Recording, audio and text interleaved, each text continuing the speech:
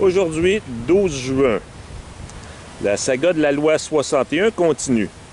Le gouvernement a renoncé à certains points qui étaient considérés comme dictatoriaux, pour pas dire un mot plus dur. Mais il reste que la question principale, c'est quoi le but de cette loi-là? C'est une loi pour relancer l'économie du Québec maintenant que l'urgence sanitaire du COVID-19 est sur le point de se terminer. Dans le fond, c'est une loi pour débloquer des fonds pour la construction de certains projets publics, dont quelques-uns qui traînent la patte depuis des années. Alors, qui peut être contre ça? Ben, je vais vous le dire, moi, qui peut être contre ça. On peut être en faveur du principe tout en étant contre la façon de faire. On peut se demander si la loi 61 est absolument nécessaire pour relancer l'économie. Et on peut aussi se poser la question à savoir si la loi 61 va effectivement relancer l'économie telle que prévu. La logique qui prévaut dans certains cercles, c'est que les travailleurs affectés au chantier des projets visés par la loi, quand ils vont dépenser l'argent qu'ils gagnent, ils vont stimuler d'autres secteurs de l'économie. C'est d'ailleurs pourquoi, à une certaine époque, Napoléon Bonaparte avait embauché 2 équipes de travailleurs. Une pour faire des trous dans les Champs-Élysées et l'autre pour reboucher les trous.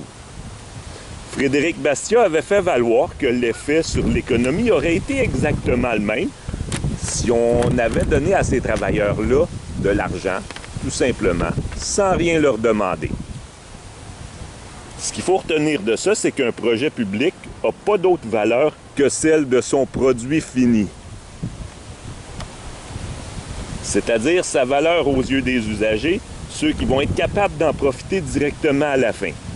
Autrement dit, si un projet a cette valeur et que c'est plus élevé que les coûts de construction, ben, on va de l'avant. Sinon, on abandonne. Rien d'autre à prendre en considération.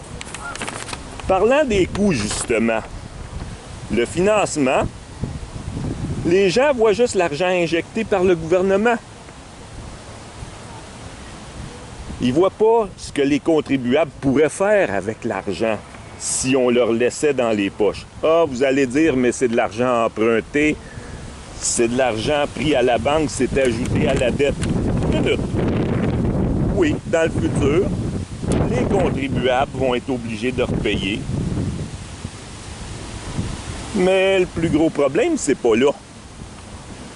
Le plus gros problème, c'est que l'argent emprunté, c'est de l'argent des banques, des épargnants, des investisseurs, de l'argent qui seraient prêts à investir n'importe où à la première occasion qui se présente devant eux.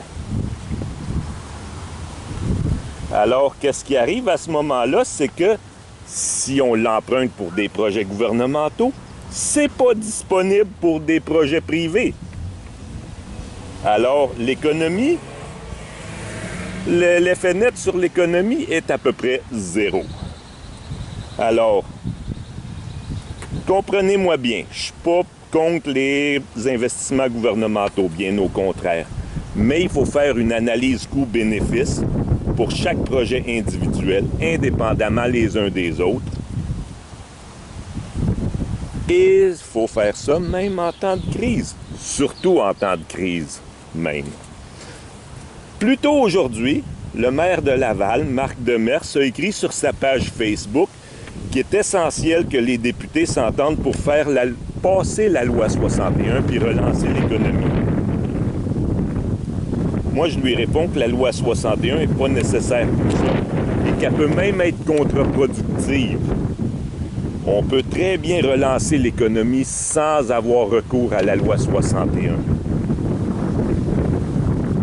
Il suffit de s'enlever dans le chemin de ceux parmi les investisseurs privés qui prennent la peine de faire eux-mêmes le travail pour relancer l'économie. Merci.